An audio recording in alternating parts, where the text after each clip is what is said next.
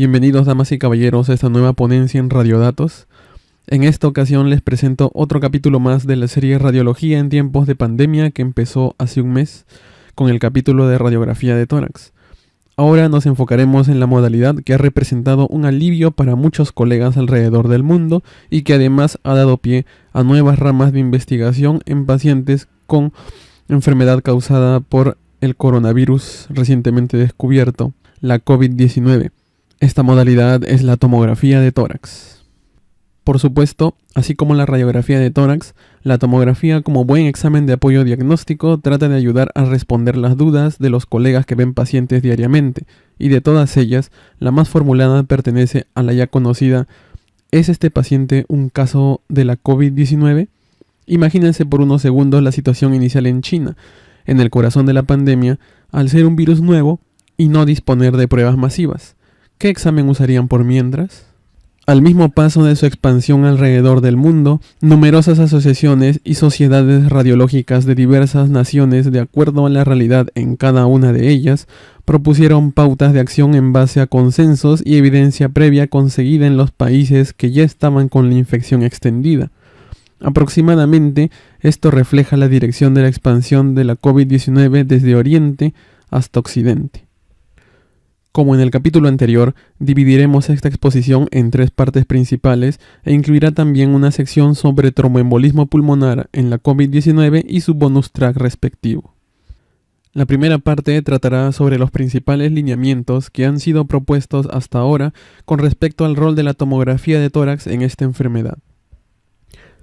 Ya han transcurrido algunos meses desde la primera grabación del primer episodio de esta serie. Ahora tenemos más de 21 millones infectados alrededor del mundo, más de 750.000 fallecidos en Perú, 507.000 y pico de infectados y 25.600 fallecidos, aunque estas últimas cifras son muy discutibles.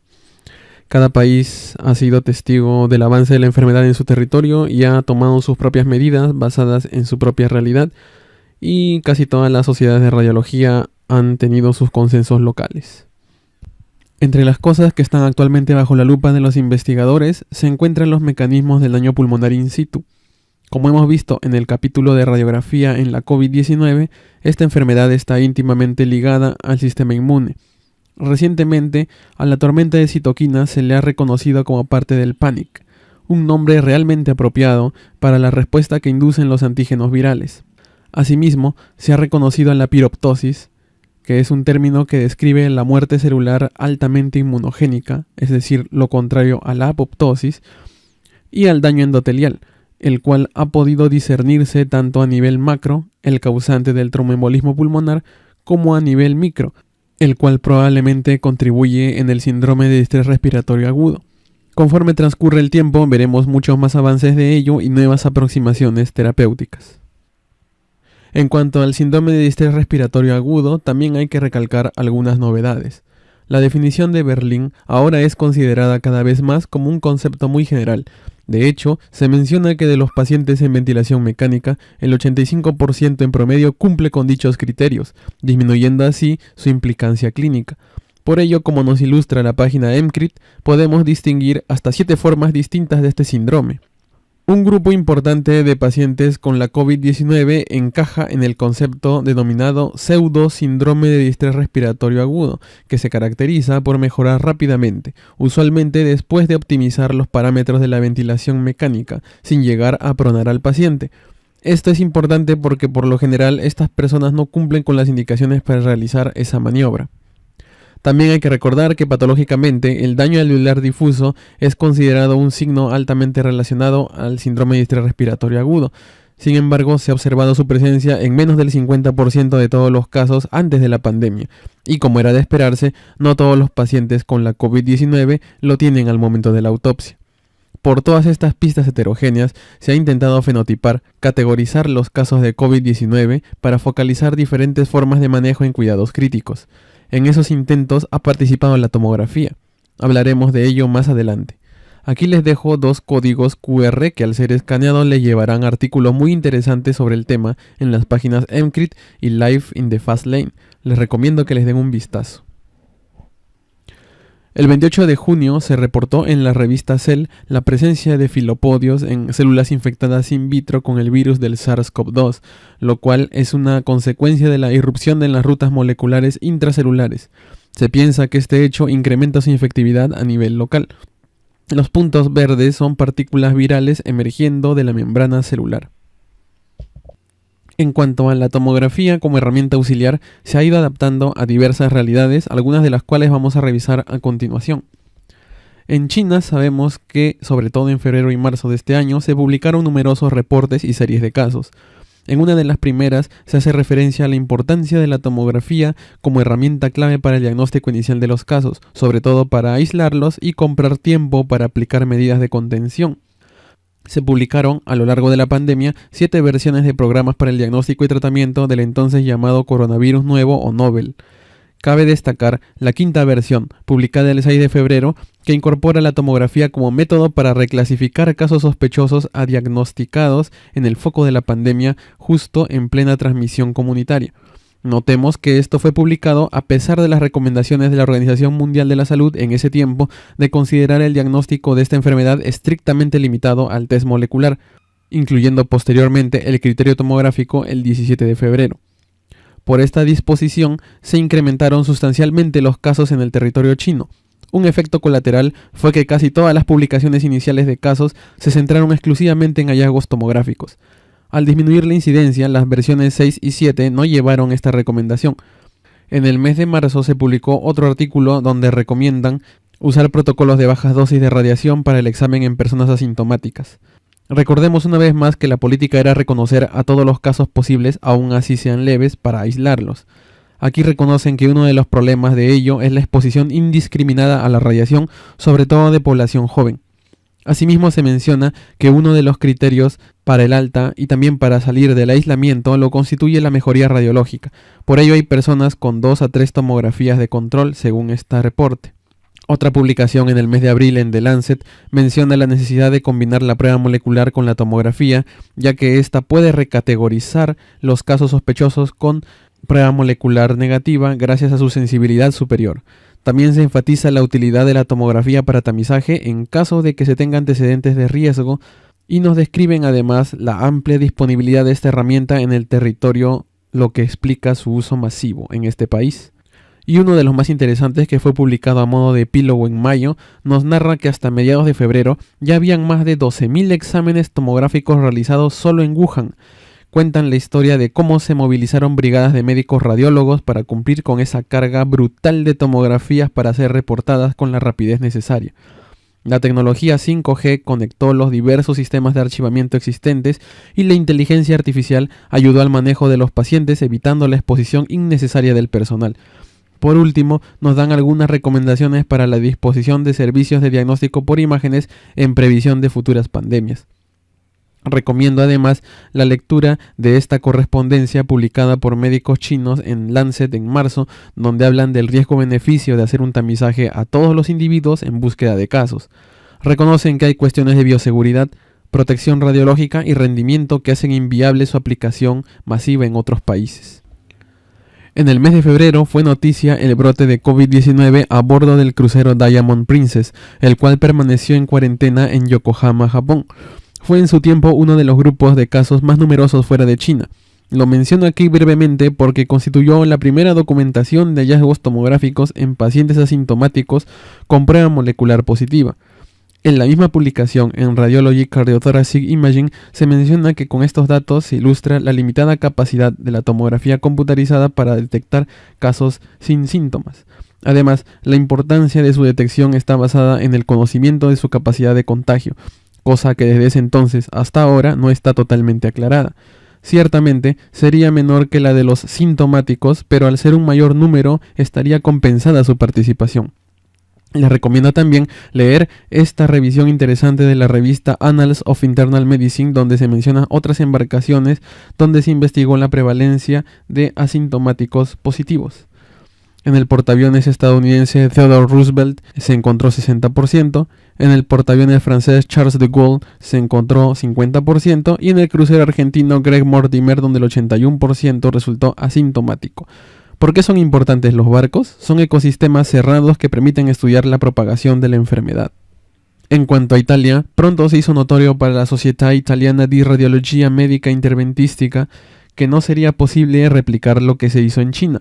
Entre febrero y marzo, en su página oficial se publicaron algunos lineamientos pensados sobre todo para evitar el uso indiscriminado de la tomografía en el tamizaje de la población, debido al riesgo de transmisión al transportar pacientes y de la exposición del personal de salud, además de algunos comentarios sobre el uso de inteligencia artificial que veremos después.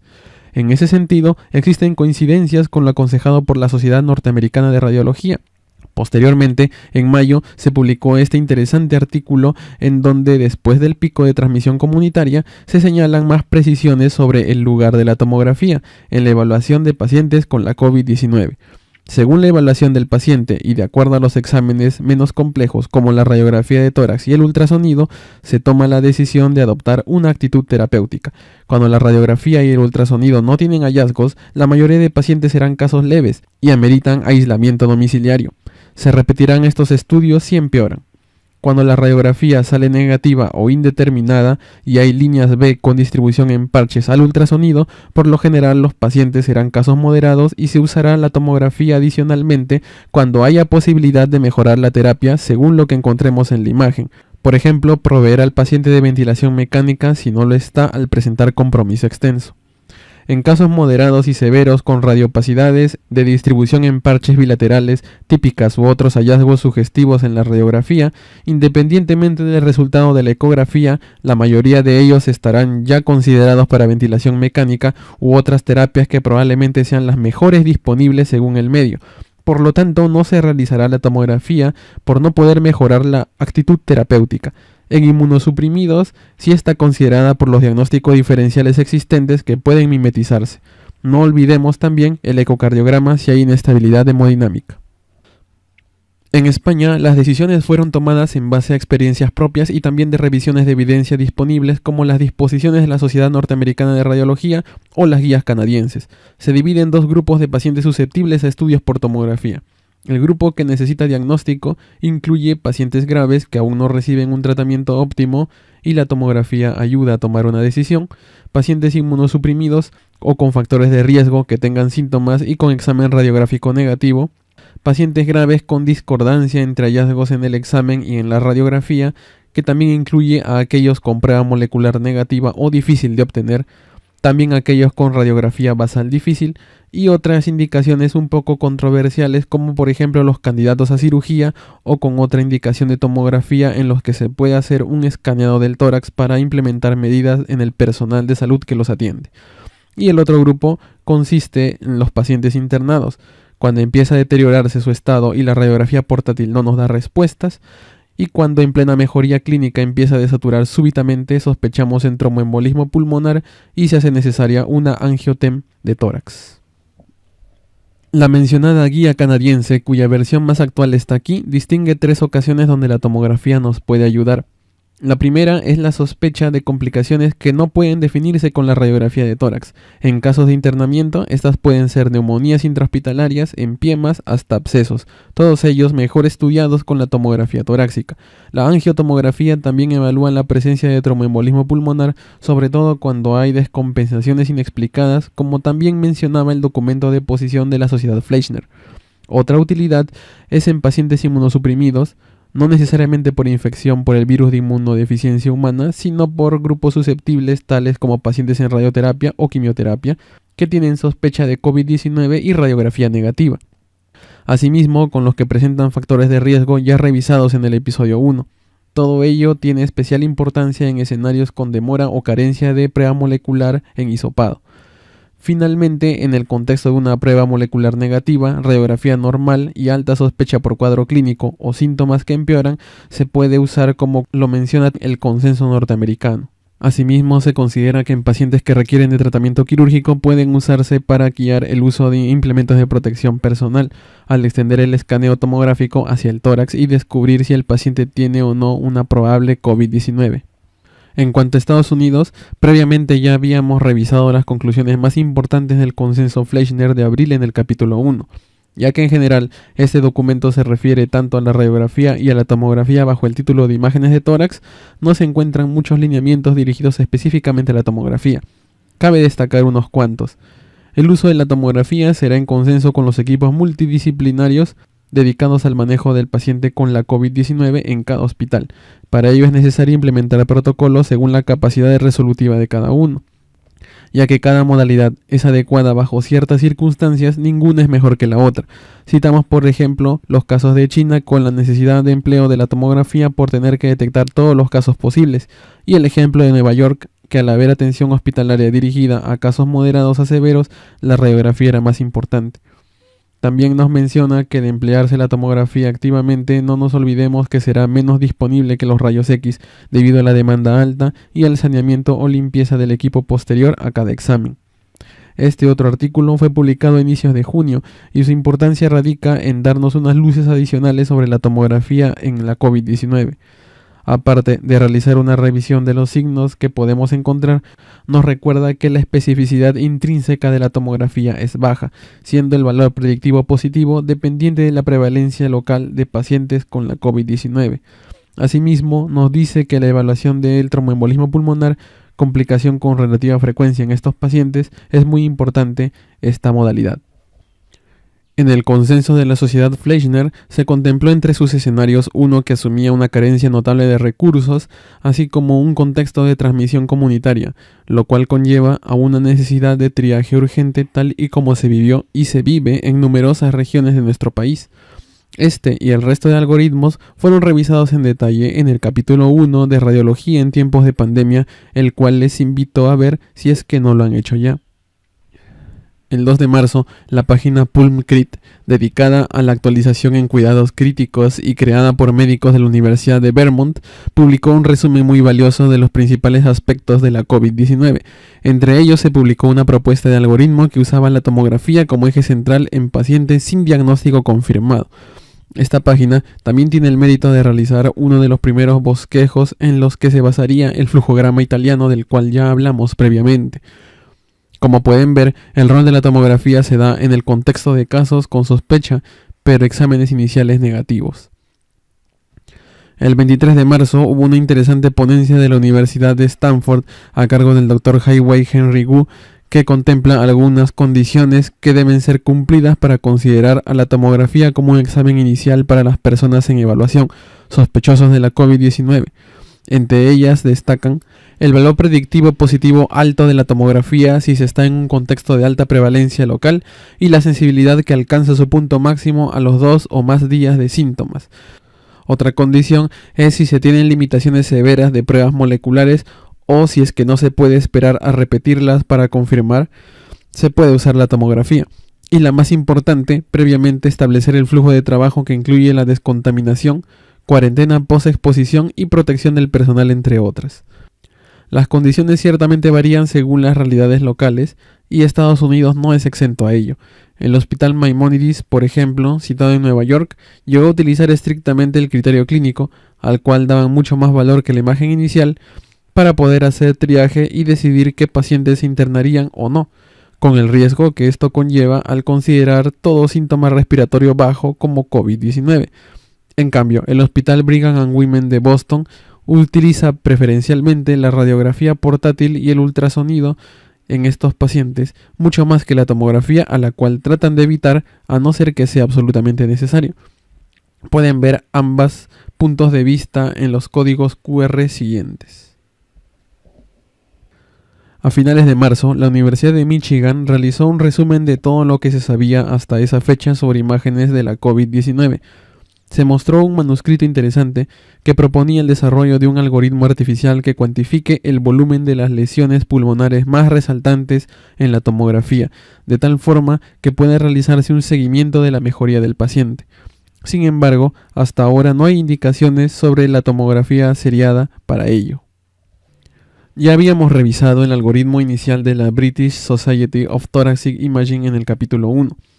Recientemente hubo un artículo en la revista Thorax que plantea un flujograma que mejora algunos aspectos.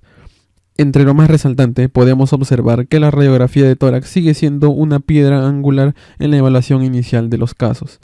y dependiendo de lo que se halle en esta, se puede proceder a la realización de exámenes como la reacción en cadena de la polimerasa, ya sea por hisopado nasofaringio o en esputo, después de un lapso de 48 horas de la radiografía inicial. Como pueden ver, la secuencia de este lado es en un contexto de alta sospecha clínica en la admisión.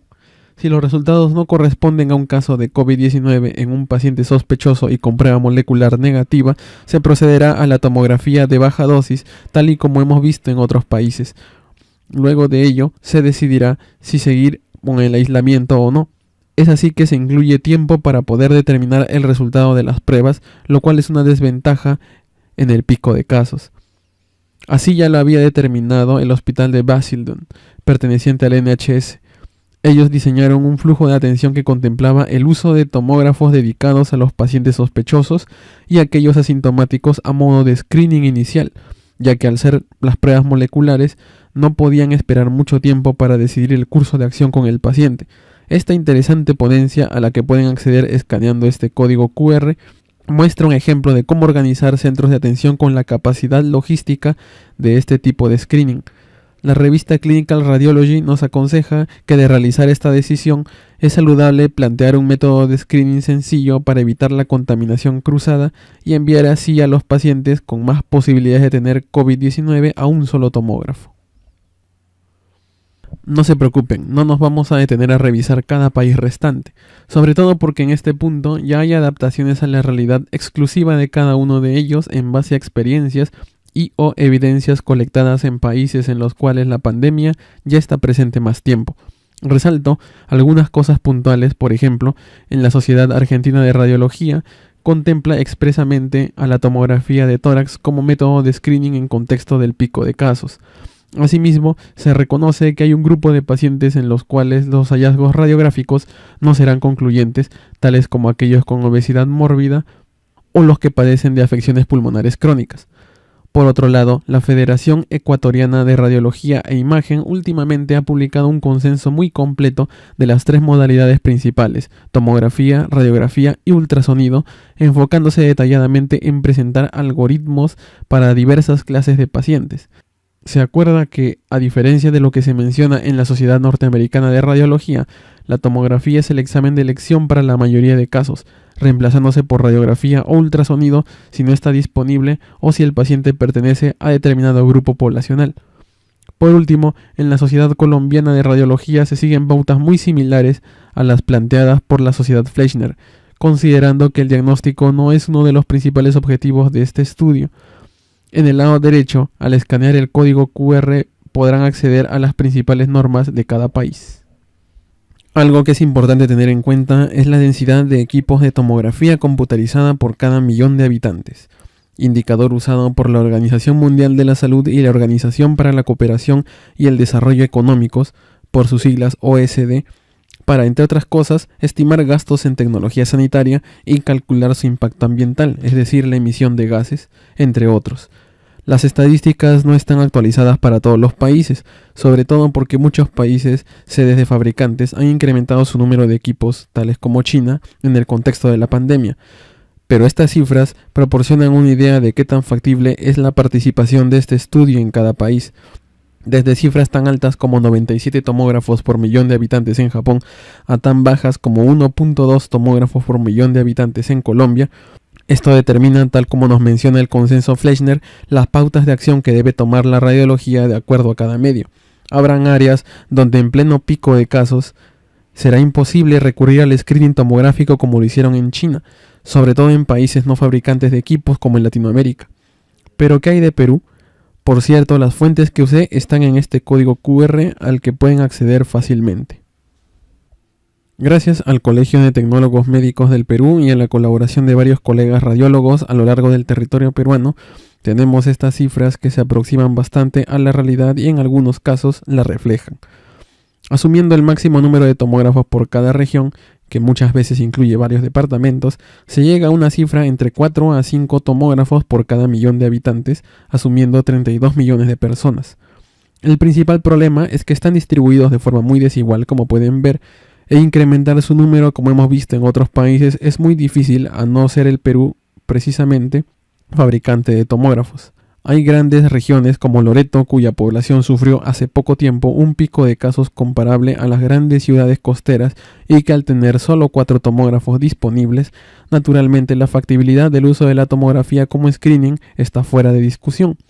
Otras regiones como Lima y las provincias del norte han establecido protocolos acordes a su capacidad a lo largo de estos meses. Al levantarse la cuarentena, la masiva afluencia de pacientes ambulatorios es prácticamente un hecho en los próximos meses, sobre todo por la patología crónica desatendida y potencialmente reagudizada. Los equipos disponibles no solo deben pensarse para pacientes con la COVID-19, sino para este pico de otras enfermedades que vendrá. La Sociedad Peruana de Radiología a finales de mayo ha planteado algunas indicaciones dividiéndose en 2 escenarios y considerando principalmente las guías españolas. Un escenario es en urgencias, el cual contempla la discrepancia entre el cuadro clínico, los exámenes de laboratorio y la radiografía, la ubicación de pacientes con sospecha clínica, es decir, su clasificación, tal y como lo menciona el consenso Fleischner, y para pacientes que necesitan diagnóstico e intervención terapéutica inmediatos y en otras circunstancias afines. Y el otro escenario es al nivel de seguimiento. Aunque se plantea control radiológico al alta como una posibilidad en casos con buena evolución, se indica que en situaciones de empeoramiento puede usarse la tomografía de tórax y los estudios radiográficos portátiles. Como ejemplo de adaptación a la realidad tenemos el algoritmo del Hospital Nacional Arzobispo Loaiza, cuya primera versión fue propuesta en mayo, y contempla el ultrasonido pulmonar para casos con saturación mayor al 92% y así decidir el curso de acción, reservándose la tomografía solo para casos con prioridades en UCI 1 y 2, es decir, los pacientes que no tienen comorbilidades o con comorbilidades controladas. Asimismo, dispone el uso de su único tomógrafo en 2 turnos diferenciados, para pacientes con la COVID-19 o sospechosos y pacientes con otras patologías en los turnos mañana y noche respectivamente. Por otro lado, el algoritmo propuesto para el Hospital Nacional Guillermo Almenara por el Dr. Bernal Turpo en abril se centra en el uso de la tomografía según el escenario en el que se encuentra el paciente, es decir, sintomático con factores de riesgo y radiografía normal, sintomático con factores de riesgo, factores de mal pronóstico y anormalidades radiográficas o ecográficas, y el último, paciente con criterios de severidad, es decir, de saturación, taquipnia y crepitantes entre otros, con todo lo incluido en el segundo escenario. Esto va de la mano con la capacidad resolutiva, ya que este hospital dispone de más de un equipo de tomografía, lo que facilita el flujo de pacientes sospechosos. Bueno, hasta aquí son 30 minutos aproximadamente, que es el límite de la atención humana de corrido. Aprovechen para pausar el vídeo, comer algo, refrescarse, para continuar con esta segunda parte que tratará acerca de la semiología tomográfica, así como alternativas para el reporte, categorización y escalas de severidad entendible para todos aquellos que quieran aprender. En esta oportunidad contamos con la colaboración de la doctora Sheila Páez, colega radióloga que contribuyó a reunir información así como la esquematización en esta parte. Les recomiendo que se echen un vistazo a este vídeo en mi canal de anatomía radiológica del tórax con énfasis en la tomografía, que les proveerá de un contexto a partir del cual podrán entender mucho más lo que se va a hablar acerca de los protocolos tomográficos y también en la parte de los SCORE. La radiología desde sus inicios utiliza la física para la producción de rayos X, que también son la base de la imagen tomográfica.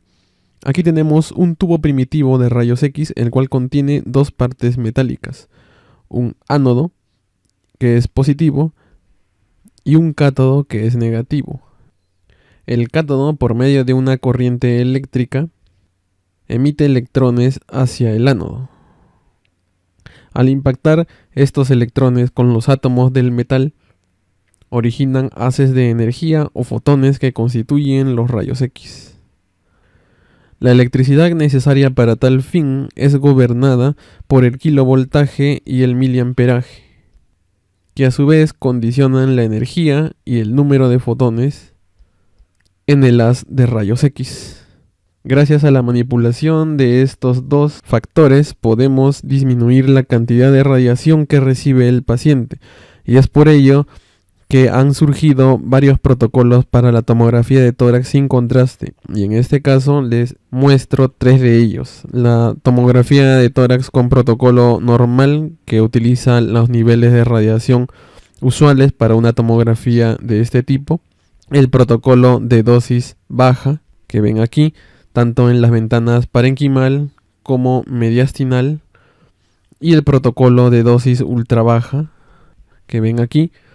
Si se dan cuenta, conforme vamos bajando la dosis de la radiación al paciente, la imagen se torna de menos calidad, hay más interferencia en la imagen, no se ven tan nítidamente las estructuras como en el protocolo a dosis plena, pero sin embargo vemos que basta para ver las anormalidades pulmonares que se encuentran en pacientes con esta enfermedad. Por ejemplo, aquí vemos esta hiperdensidad en el parénquima pulmonar derecho, la cual también se ve en el protocolo de dosis baja y también se ve en el protocolo de dosis ultra baja. Como pueden ver en este esquema, de los 3 protocolos que ya les hemos mencionado, tenemos dosis cada vez más bajas de radiación. La radiación que se expone al paciente, nosotros la cuantificamos en una unidad llamada milisieverts. En ese caso vemos que una tomografía de tórax de rutina tiene 3 a 8 milisieverts, una de baja dosis tiene de 1 a 3 y una de dosis ultra baja tiene menos de 1 milisievert. Entonces, como ven, la dosis de radiación que recibe el paciente por la tomografía disminuye con respecto al protocolo anterior, manipulando obviamente los parámetros que ya hemos dicho de kilovoltaje y miliamperaje. El problema es el siguiente, que la dosis baja detecta el 83% de lesiones en vidrio esmerilado con respecto a la dosis estándar en la tomografía de rutina. Tanto los protocolos de baja dosis como de dosis ultra baja detectan mucho mejor el consolidado parenquimal que se observa en las fases más avanzadas de la COVID-19, y en ese caso la capacidad de detección de este tipo de lesiones es similar a la de una tomografía convencional. Es decir, tanto el protocolo de dosis baja como dosis ultra baja son más útiles en estadios más avanzados en la enfermedad, sin embargo no son tan buenos como una tomografía de dosis convencional en estadios iniciales donde podrían no detectar las imágenes en vidrio esmerilado. Así como vimos en el capítulo anterior, los hallazgos se superponen también en la tomografía. Pueden ver que en estas 4 tomografías en particular los hallazgos son parecidos, sobre todo por la disposición que es a predominio periférico y por la forma que tiene vidrio esmerilado y zonas de consolidación intercaladas. Entonces, dependiendo del contexto, nosotros tenemos varias patologías que convergen en un solo patrón tomográfico. Eso no impidió que se considere en varios escenarios como una herramienta de tamizaje. Por ejemplo, uno de los primeros grandes reportes de casos provenientes de China, publicado el 26 de febrero, plantea una sensibilidad del 97%. Sin embargo, consideran estrictamente como COVID-19 únicamente a todo caso con prueba molecular positiva, como en este caso estos 580 pacientes y estos 21 pacientes de aquí, excluyendo el resto, aún así hayan tenido sospecha soportada por la clínica o valores de laboratorio. Considerando la tomografía positiva como criterio de confirmación, en el grupo de 308 pacientes sospechosos la sensibilidad disminuye a 88%. Pero miremos un poco más los detalles de este estudio. De todos los pacientes, 129 tuvieron que repetir la prueba molecular y de estos, 15 se convirtieron de negativo a positivo. La tomografía logró detectar 10 de ellos, es decir, hasta un tercio de casos con prueba molecular negativa inicial pueden pasar indetectados por esta modalidad. El consenso de expertos para el reporte de hallazgos tomográficos relacionados con la COVID-19, publicado en la revista Cardiothoracic Imaging en marzo, fue más realista y planteó estos rangos de sensibilidad y especificidad, los cuales varían según los lugares donde se hayan encontrado casos. Se sabe además que de combinar la prueba de reacción en cadena de la polimerasa con la tomografía de tórax se obtiene una sensibilidad del 97% en promedio. Por otro lado, un metaanálisis centrado en la comparación entre la prueba molecular y la tomografía, publicado un mes después, nos muestra estos gráficos que comparan ambos exámenes, la tomografía a la izquierda y la prueba molecular a la derecha. La línea continua representa el valor predictivo positivo y la línea discontinua el valor predictivo negativo según la prevalencia del COVID-19. De esto podemos inferir que la probabilidad de presentar esta enfermedad en una persona con hallazgos tomográficos positivos disminuye más en un entorno de prevalencia baja en comparación con la prueba molecular. El valor predictivo negativo de ambas es equiparable. Múltiples patologías pueden adoptar la apariencia del COVID-19 en la tomografía, lo cual será sustancial sobre todo cuando baje el número de casos. Normalmente, antes de la negativización de la prueba molecular, la tomografía demuestra mejoría en un 42% de casos. Una vez más, echemos un vistazo a este artículo del New England Journal que revisamos en el capítulo 1 en lo que respecta a la radiografía de tórax. Ahora, en cuanto a la tomografía, vemos una tendencia similar. La diferencia entre hallazgos en general no es mucha entre casos severos y los que no lo son. Sin embargo, sí que vemos una gran incidencia en los casos de consolidación bilateral en aquellos. En cuanto al Composite Primary Endpoint, es más probable que una persona que tenga cualquiera de estos tres desenlaces tenga una consolidación bilateral. Una vez más, los hallazgos en general no exhiben diferencia sustancial entre ambos grupos. Lo que hace la diferencia en cuanto a la significancia de la tomografía en la evaluación de los pacientes con la COVID-19 es el curso de la enfermedad. A diferencia de la radiografía, en la tomografía son detectables cambios tempranos, los cuales a su vez son de naturaleza diversa, no limitándose simplemente a zonas hiperdensas. Aquí les muestro un gráfico ilustrativo publicado en la revista Radiology en febrero. Las columnas verdes son los casos tempranos, es decir, entre 0 a 2 días del inicio de síntomas, las columnas azules, los casos intermedios, entre 2 a 5 días, y las columnas amarillas, los casos tardíos, entre 6 a 12 días. Vemos que en la tomografía normal puede ser hallada en un 56% de los casos tempranos.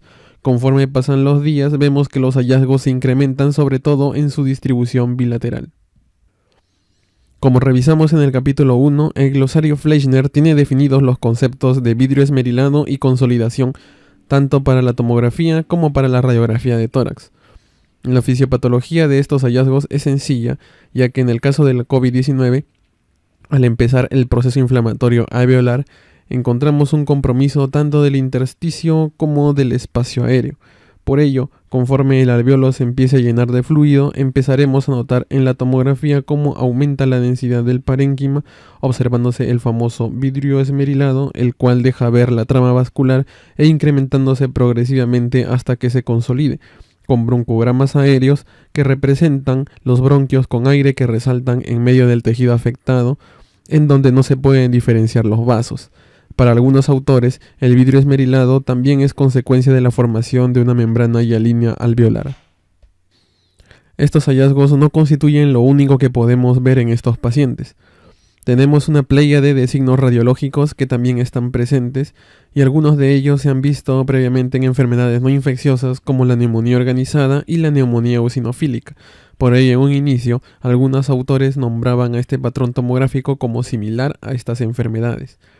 Recientemente, con los lineamientos proporcionados por la Sociedad Radiológica de Norteamérica, se prefiere usar los términos patrón de neumonía viral o patrón de neumonía atípica en pacientes sospechosos en los cuales encontremos estos signos.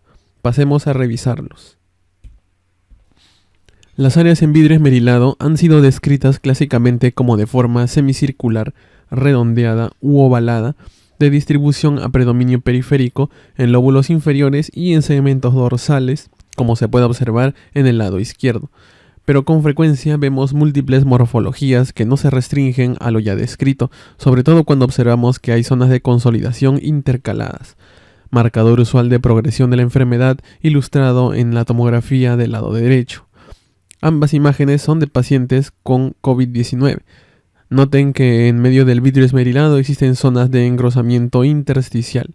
Nos referiremos a ellas enseguida. Aquí en estas dos imágenes de macroscopía se ponen en evidencia los cambios tisulares. Miren las áreas rosadas, que son las áreas de parénquima pulmonar normal intercaladas con porciones afectadas de tono más oscuro. La distribución parchada se refleja fielmente en la imagen tomográfica, demostrando una vez más que la radiología y la patología siempre van de la mano. En el lado izquierdo tenemos un área de engrosamiento intersticial de aspecto reticular. Recordemos que la unidad básica funcional en el pulmón es el lobulillo secundario, el cual consiste en vías aéreas terminales y numerosos alveolos. En cada uno de ellos se encuentra el intersticio interlobulillar, que está aquí de amarillo, y en su interior, separando los alvéolos, el intralobulillar. Este intersticio se incrementa de grosor con la infiltración de células inflamatorias y esto se traduce en lo que vemos aquí, que puede o no estar asociado a vidrio esmerilado o consolidación. De hecho, después de estas es la manifestación más frecuente en la COVID-19. Aquí en el lado derecho vemos que los lobulillos secundarios no solo presentan engrosamiento del intersticio, sino que cada uno presenta pérdida de su contenido aéreo por acúmulo de líquido inflamatorio en diversos grados. Unos estarán más llenos y otros a medias. En la tomografía veremos distintas densidades correspondientes a ello, originando un patrón denominado pavimento loco, empedrado caótico o en inglés crazy paving. Acá vemos un empedrado en el suelo para ejemplificar por qué se llama así. Se observa cuando existe progresión de la enfermedad.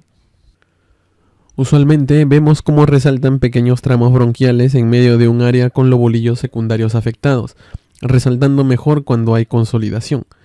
A esto se le conoce como broncograma aéreo.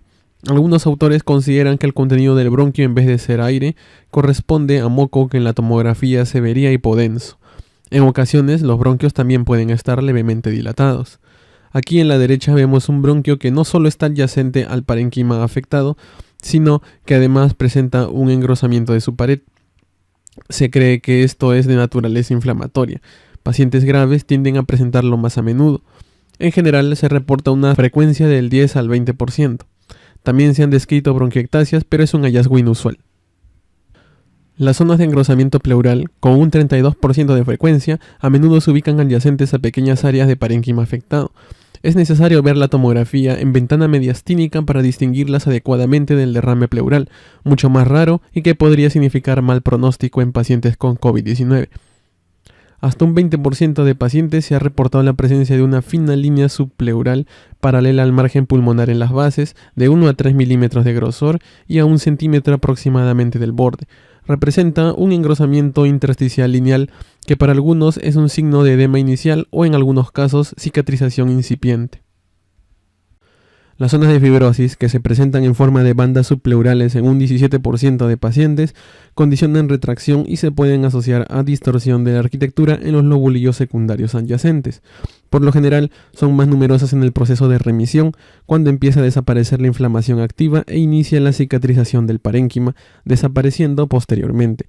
Existen casos donde son abundantes y desencadenan una fibrosis pulmonar difusa. Por ello, aún no se tiene un consenso sobre su implicancia pronóstica. Recordemos que en estos casos de fibrosis pulmonar tienen una reducción permanente en su calidad de vida. A la derecha observamos algo que no es reportado con frecuencia, pero que en la práctica hay varios colegas que lo han comentado: el engrosamiento vascular en medio del parénquima afectado. Usualmente del mismo calibre que el bronquio acompañante, en estos casos puede superar fácilmente el doble del calibre. Se postula que es una vasodilatación de carácter inflamatorio, y es útil porque ayuda a definir casos donde el patrón de presentación es indeterminado. Aquí podemos ver otros 4 signos importantes pero menos frecuentes. En ocasiones, en medio del parénquima afectado, un lobulillo secundario logra mantenerse indemne, conservando la densidad aérea. Se le ha descrito como un espacio aéreo fisiológico dilatado, sin considerarse a esto una cavidad propiamente dicha, ya que no se origina de novo, a pesar de ser referida como cambio quístico para algunos autores. Fue bautizada como signo de la burbuja de aire o signo de la vacuola debido a que recuerda ese espacio vacío existente en algunas células destinado al almacenamiento. Los nódulos pulmonares también existen en la COVID-19 y se definen como lesiones sólidas de menos de 3 centímetros de diámetro, típicamente subpleurales. Se estima que entre un 3 a 13% de los casos los presentan. Considerados de naturaleza inflamatoria, podrían corresponder a consolidaciones redondeadas pequeñas. Otros artículos lo señalan, junto con el derrame pleural y las adenopatías mediastinales, como signos de sobreinfección bacteriana. El signo del halo consiste en un nódulo rodeado de un anillo de vidrio esmerilado. En la era pre-COVID señalaba un área hemorrágica en el contexto de aspergilosis invasiva, sarcoma de Kaposi, neoplasias, vasculitis u otras infecciones, incluyendo virales. No se sabe aún su etiología exacta. ¿Podría reflejar pequeños infartos pulmonares por microtrombos?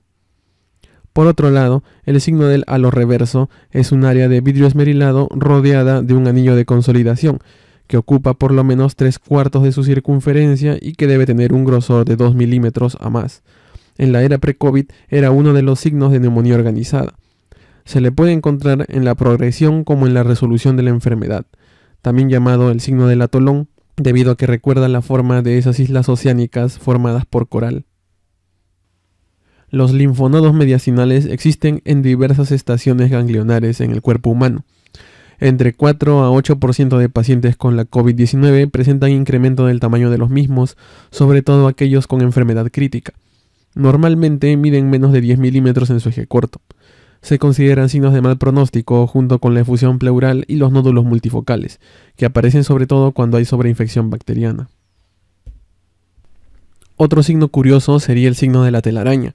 Consiste en engrosamiento pleural en una esquina del parénquima, ya sea en las bases o en los límites de las cisuras, y este engrosamiento se acompaña a su vez de vidrio esmerilado adyacente y bandas subpleurales, de tal modo que se asemejan una telaraña en un rincón.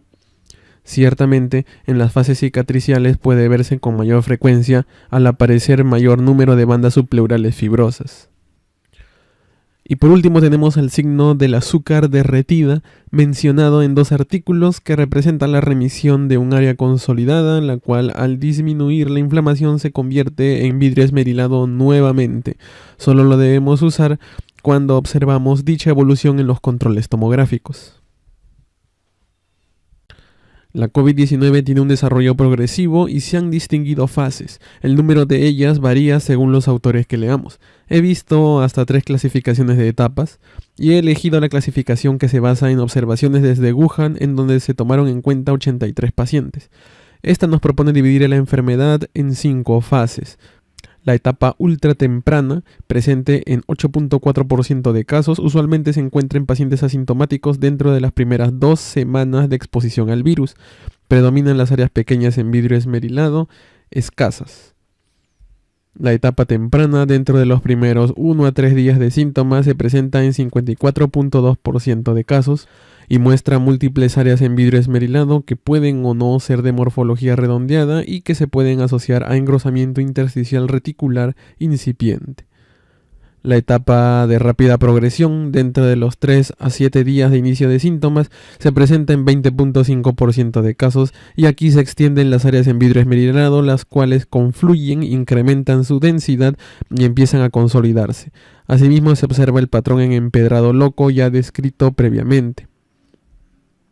La etapa de consolidación dentro de los 7 a 14 días de inicio de síntomas se presenta en un 31.2% de pacientes y aquí predomina la consolidación que gradualmente disminuye de extensión.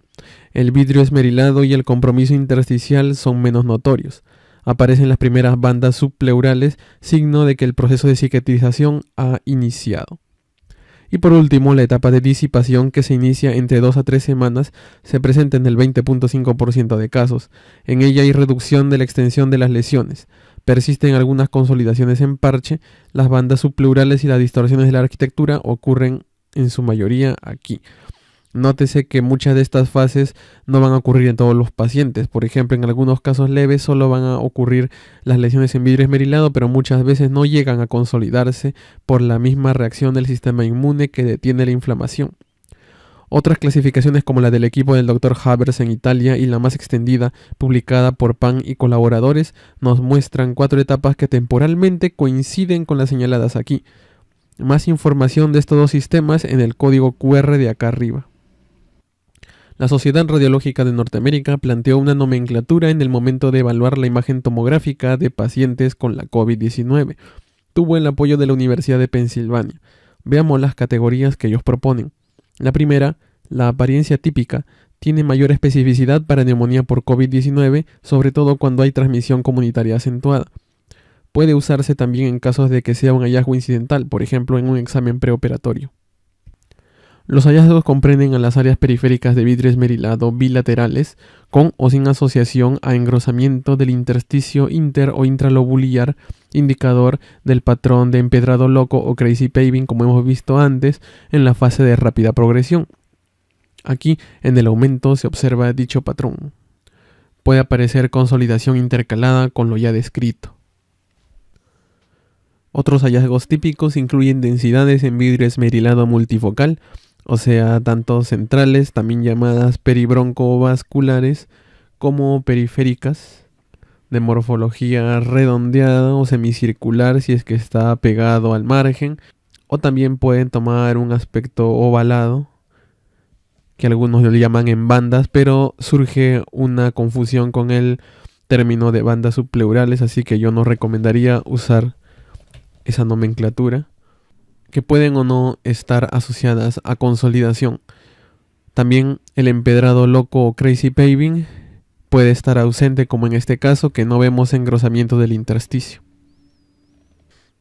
Aquí tenemos un halo reverso o signo del atolón, que es el marcador del patrón similar a la neumonía organizada, ahora referido como neumonía viral o atípica en el contexto del paciente sospechoso de la COVID-19. Otros hallazgos que podemos ver aquí son las opacidades perilobulares que rodean a los lobulillos secundarios periféricos. Ellas constituyen también un marcador de dicho patrón. Acá tenemos otro signo del atolón un poco más grande que el que vemos en la tomografía previa. Muy bien, pasemos entonces a la apariencia indeterminada. Estos hallazgos no son tan específicos como los descritos anteriormente, pero pueden encontrarse en nuestros pacientes con la COVID-19. Hay que recordar que, para usarlo, lo que ya hemos revisado en la apariencia típica no debe estar presente. Entonces, tenemos aquí ausencia de características típicas, presencia de vidrio esmerilado multifocal difuso, periférico, subpleural, miren cómo respeta aquí el margen, e incluso central o peribroncovascular y periliar, que es el más cercano al nivel del hilio pulmonar. También puede ser unilateral, sin presentar una distribución o forma específica, sin ser necesariamente redondo periférica. La consolidación puede o no estar asociada. A la derecha vemos una etapa ultratemprana con pocas áreas muy pequeñas de vidrio esmerilado con morfología no redondeada y distribución no periférica. Todo esto puede estar presente en otras infecciones virales, enfermedades autoinmunes, reacciones medicamentosas, etc., y deben ser evaluadas en el contexto del paciente. La apariencia típica usualmente no es lo que esperaríamos encontrar en un paciente sospechoso. Si lo vemos, debemos pensar en otras cosas antes que la COVID-19. No debe haber nada de lo descrito en las dos categorías anteriores. Aquí vemos patrones no presentes en la COVID-19, tales como la cavitación, que es la destrucción del parénquima, el patrón del árbol en brote, que es un conjunto de nódulos en el centro de los lobulillos pulmonares secundarios, unidos por una ramificación, la cual representa compromiso de la vía aérea o de la vasculatura por infecciones como la tuberculosis o neoplasias. Otros patrones también como los micronódulos, el patrón miliar, etc. Hay que tener en cuenta además que puede existir el overlap, o sea, la superposición de hallazgos entre una u otra categoría, sobre todo mientras dure la pandemia. Cuando no observamos nada, podemos usar la categoría de apariencia negativa tomográfica, siempre teniendo en cuenta que ésta puede presentarse en etapas tempranas. En la vida real, estas categorías han sido aplicadas con éxito en otros países, como en Italia. En este estudio, publicado el 23 de julio, vemos que el patrón típico tiene buena especificidad y los valores predictivos positivos para ambos extremos son mayores a 85%. La categoría indeterminada tuvo un hallazgo interesante, ya que el engrosamiento vascular asociado a esta fue más común en pacientes con COVID-19. La British Society of Thoracic Imaging nos propone 4 categorías. La categoría clásica y la categoría no COVID-19 son similares a las categorías típica y atípica de la sociedad norteamericana. Sin embargo, la diferencia proviene de las categorías probable e indeterminada.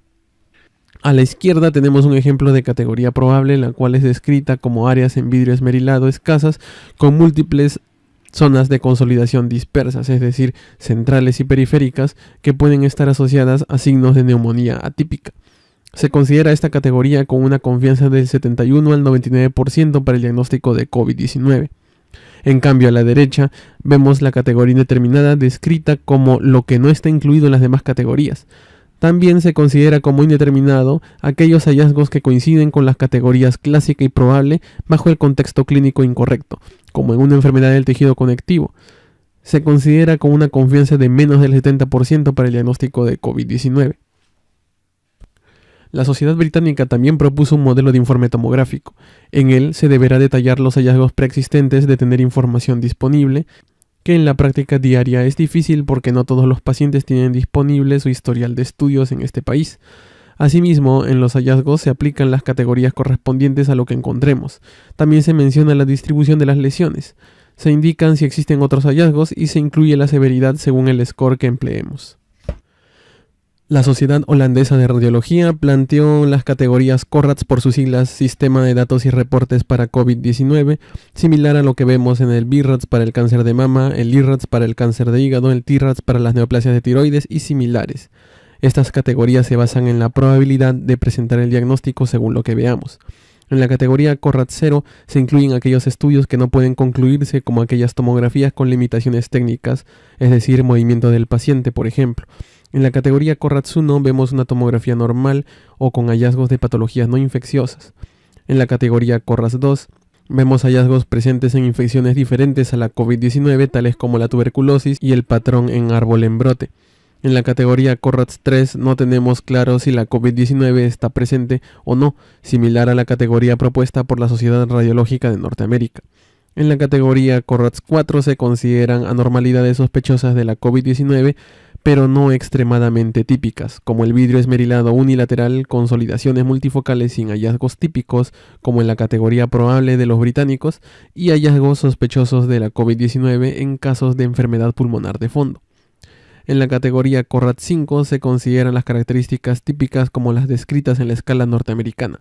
Al confirmarse por prueba molecular el diagnóstico de COVID-19, el caso automáticamente se convierte en una categoría CORRADS 6 sin importar lo que veamos en la imagen. Aquí vemos el grado de coincidencia con la prueba molecular de las categorías CORRADS. Como siempre, los extremos se desempeñan mejor que las categorías intermedias.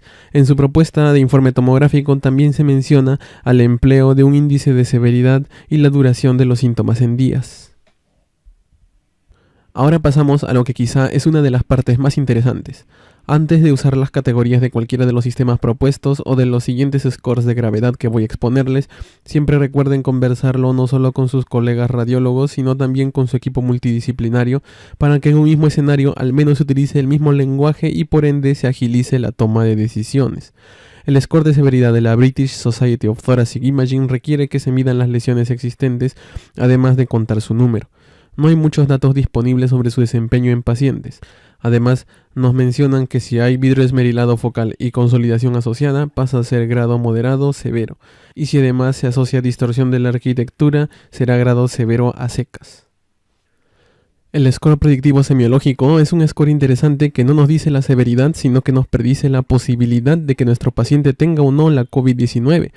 Se basa en un sistema que asigna puntos o los resta de acuerdo a los hallazgos de esta lista, varios de los cuales reconoceremos por las categorías expuestas. Asignar un puntaje de 2 como punto de corte nos provee un balance entre sensibilidad y especificidad. Fue probado en 91 pacientes. La escala usada por la Sociedad Francesa de Radiología se basa en medir el volumen pulmonar afectado, ya sea estimarlo o mediante un software. Se asigna una escala nominal según el porcentaje hallado. Esto se ha incorporado a iniciativas de inteligencia artificial, tales como por ejemplo RadLogix, que emplea el Corona Score.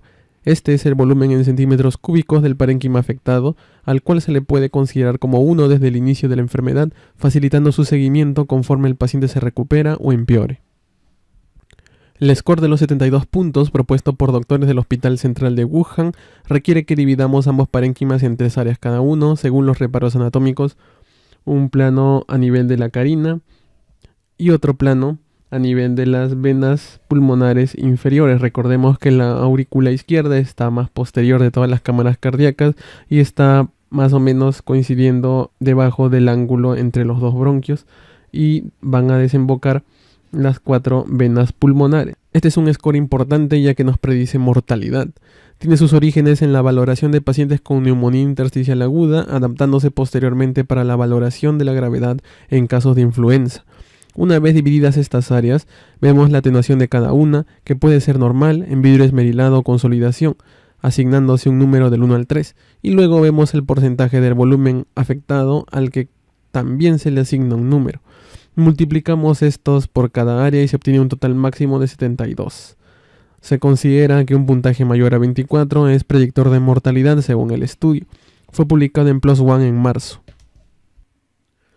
Probablemente uno de los más usados al momento es el score de 25 puntos, basado en la estimación de la severidad de la fibrosis pulmonar idiopática allá por la década del 90 y adaptado para la primera aparición del síndrome agudo respiratorio severo. Requiere que por cada uno de los 5 lóbulos asignemos un puntaje para luego, al sumarlos, obtener un total de 25 puntos. Del compromiso porcentual por lóbulo se puede obtener el compromiso total. No existen subdivisiones en severidad que se hayan publicado al momento de producción de este vídeo, pero en algunos hospitales de nuestro país se considera empíricamente un compromiso total del 70% a más como severo cuando se usa este score. En los estudios donde fue empleado se dividió a los pacientes en 6 estadios de acuerdo al tiempo de evolución de la enfermedad. Recomiendo leer estos 2 estudios en particular para poder obtener más información sobre cómo fue la correlación de este puntaje en el seguimiento. El score de severidad total, TSS o score de los 20 puntos, también requiere que dividamos a los pulmones por lóbulo y asignemos un número según su compromiso volumétrico. A diferencia del score de 25 puntos, aquí sí se asigna grados de severidad según el puntaje. Para detectar casos severos a críticos, según clínica, se aconseja usar un puntaje mayor de 7 como punto de corte. Fue propuesto por médicos del hospital de Zhuhai. El último score de todos los que se expondrán aquí tal vez es uno de los más complejos. El score de severidad tomográfico CTSS o score de los 40 puntos requiere que dividamos por segmentos ambos pulmones y luego dividamos artificialmente los segmentos ápico posterior y anteromedial del lado izquierdo de tal forma que obtengamos 10 áreas en cada lado, reflejadas más o menos en espejo, y para cada una de ellas tendremos que calcular su porcentaje de compromiso y asignarles un número de acuerdo a este, obteniéndose un máximo de 40 puntos. Este sistema es largo y sin el apoyo de la inteligencia artificial que ayuda a la segmentación, su aplicación se ve perjudicada por el tiempo que toma llevarla a cabo. Un puntaje mayor a 19 nos indica casos severos. Esta propuesta surgió del Hospital Central de las Tres Gargantas en China. Bueno, ya ha pasado otra media hora de la parte 2. Pueden parar el vídeo, ir a comer algo, refrescarse y ver la otra parte, la parte 3 para después, ya que la atención humana solo puede durar media hora de corrido. Y para la parte 3, que va a tratar acerca del uso de categorías y escalas en tomografía de pacientes con la COVID-19, tendremos la ayuda y la colaboración del doctor Iván Mesa Córdoba.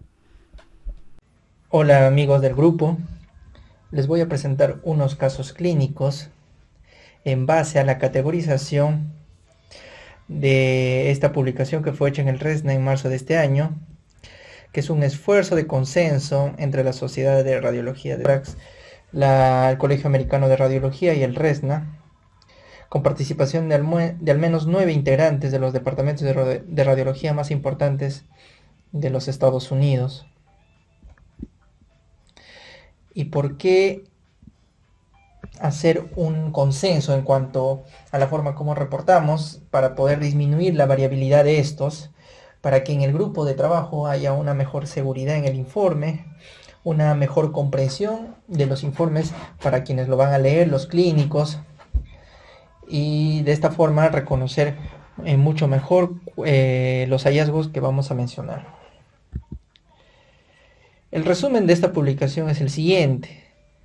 Hay un esfuerzo de categorizar en 4 grupos, que es el grupo de los hallazgos típicos, hallazgos indeterminados, hallazgos atípicos y hallazgos negativos, desde los hallazgos que son fuertemente asociados a COVID hasta los que se alejan y finalmente lo descartan. Este resumen habla acerca de algunos hallazgos que siempre deben ser comunes. Por ejemplo, en la categoría de típico tenemos que encontrar áreas de vidrio de lustrado que deben tener una distribución bilateral y periférica o subpleural, que se asocia o no a consolidación, así como a líneas intralobulillares o a cruzamiento intralobulillar que van a dar el patrón de Creisy-Pavin. También estas áreas de vidrio de lustrado deben tener una morfología redondeada. Además, la neumonía por COVID nos recuerda mucho a la neumonía organizada, y es en esta neumonía donde el signo del halo reverso es un hallazgo típico. Por ende, en estas neumonías COVID tardías, o con evolución, vamos a encontrar este signo con mucha frecuencia. Y el lenguaje, cómo deben ser reportados estas, que al final lo vamos a mencionar. En cuanto a los hallazgos indeterminados, o sea, los que menos se parecen al COVID, son muy parecidos a los hallazgos típicos. Sin embargo, estas tienden a ser más periliares, tienden a tener una distribución unilateral. Asimismo, pueden o no estar asociados a áreas de consolidación. Además, estas lesiones ya no son tan redondeadas o no son redondeadas, o son demasiado pequeñas que pueden confundir con otro tipo de lesiones. Y aquí nos muestra o nos sugiere un lenguaje de reporte adecuado ante estos hallazgos indeterminados. Los hallazgos atípicos no son ni típicos ni indeterminados, o sea, no vamos a encontrar áreas de vidrio de lustrado. Vamos a encontrar áreas de consolidación sin vidrio de lustrado, y estas van a tener un compromiso más segmentario o lobar aislado, que se asemejan mucho más a las neumonías bacterianas. Asimismo, vamos a encontrar nódulos centrolobuliares y algunos en forma de árbol en brote, que son poco usuales en las neumonías por COVID. Asimismo, las cavitaciones pulmonares y el engrosamiento interlobular, que asociado a difusión pleural nos recuerda más a un edema pulmonar por una falla cardíaca. Y la forma como debemos informarlo, como se muestra acá. Finalmente, los hallazgos negativos para neumonía son hallazgos que no son frecuentes y que alejan y descartan la patología. Sin embargo, la tomografía solo encuentra hallazgos positivos después de 5 a 7 días de tiempo de enfermedad. Antes de eso, podemos encontrar falsos negativos y podríamos encontrar pulmones de apariencia normal, pero que hayan sido adquiridos de manera muy temprana. Entonces, como consenso, reportamos 4 tipos: típico, indeterminado, atípico y negativo. Y vamos a mostrar algunos ejemplos. En cuanto a los hallazgos típicos, otra vez debemos recordar áreas de vidrio de lustrado que pueden o no estar asociados a consolidaciones, tienen una distribución subpleural, bilateral, multifocal. También puede estar asociado a engrosamiento intralobular, y esto se traduce como crazy pavy. Asimismo, estas deben tener una morfología redondeada, y si pensamos que es una neumonía por COVID que está con más de 7 días por lo menos, una fase tardía, va a presentar una morfología de neumonía organizada. Por ende, tenemos que encontrar el signo del halo inverso. El halo inverso, o el signo del atolón, que se asemeja mucho a esta estructura, que es una isla con una porción amplia de agua, y esta amplia zona va a ser la área de vidrio de lustrado, y esta área sólida o de tierra va a ser la consolidación, y va a tener esa morfología. Más o menos, este es el esquema, con áreas de vidrio de lustrado periféricos que pueden estar sobreagregadas con consolidaciones y tienen una distribución bilateral y subpleural. Asimismo, se menciona que aquellas lesiones que están cerca de las cisuras también son consideradas dentro del grupo, porque también tenemos pleura visceral a ese nivel. Acá tenemos unos ejemplos. Vemos áreas de vidrio de lustrado en esta zona que tienen morfología redondeada, son subpleurales y son bilaterales. Y acá algunas que están muy adyacentes a la cisura y también son parte de este grupo, porque también hay pleura visceral adyacente a ese nivel. Y en algunas oportunidades encontramos estas que se agregan a áreas de consolidación, tienen una apariencia de halo inverso, ¿no? Sería un halo inverso incompleto, ¿no es cierto? Asimismo, tenemos aquí áreas de vidrio de lustrado asociados a engrosamiento interlobular, que asemeja mucho al pavimento loco, al crazy pavy. Entonces, son hallazgos típicos. Las áreas de vidrio, las áreas de atenuación de vidrio de lustrado pueden ser mucho más grandes, Pueden ser confluentes, pueden ser segmentarias. Se sobreponen áreas de consolidaciones como estas zonas. Y también hay un engrosamiento intralobular, dando la apariencia de pavimento loco. También podemos mencionar el grado de compromiso pulmonar, que se puede categorizar en porcentajes. Esta la consideraría más del 75% porque incluye a los 5 lóbulos, y estas tienen un compromiso más del 75%. En cuanto a los hallazgos indeterminados, son muy parecidos a los hallazgos típicos. Sin embargo, ya no son bilaterales, sino son unilaterales. Ya no son subpleurales, sino tienen una distribución más periliar. Ya no son redondeados, sino pueden tener otra morfología, pueden ser irregulares, alargadas. Asimismo, aquellas áreas de atenuación de vidrio ilustrado muy pequeñas o nódulos o menores de 1 centímetro también están dentro de esta categoría. Aquí, por ejemplo, tenemos áreas de vidrio de lustrado que tienen una distribución bilateral. Son subpleurales. Sin embargo, también tenemos un compromiso periliar, y esta es la que predomina. También se puede encontrar dilataciones vasculares. Y no suelen presentar una morfología redondeada, sino son más como si fueran estrellas, ¿no? Podemos considerar aquí por lo menos un 70% de compromiso. Acá tenemos otro ejemplo. Tenemos los lóbulos superiores libres de compromiso por COVID. Sin embargo, tenemos ya a nivel de la base derecha un área de vidrio de lustrado tenue, periliar, en el lóbulo medio. Y aquí en el segmento superior del lóbulo inferior tenemos una consolidación subpleural que tiende a mostrar una apariencia de halo inverso. Pero dentro de esta hay un engrosamiento interlobular. Sin embargo, solamente se presenta de un solo lado. Y es esta que le da la característica de un hallazgo indeterminado.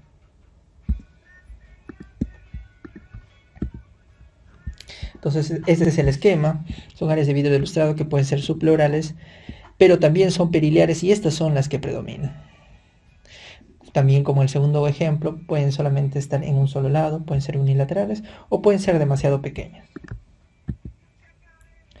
Tenemos que recordar ya en este nivel, por ser hallazgos que se parecen, que son poco comunes, que no son típicos y que podrían sobreponerse a otro tipo de patologías. Tenemos que pensar en los diagnósticos diferenciales, como la toxicidad por drogas, como los aminoglicósidos en este caso, donde vamos a encontrar áreas de vidrio de lustrado pequeños y algunas irregulares, y no tienen una distribución subpleural, sino son más difusas, aleatorias.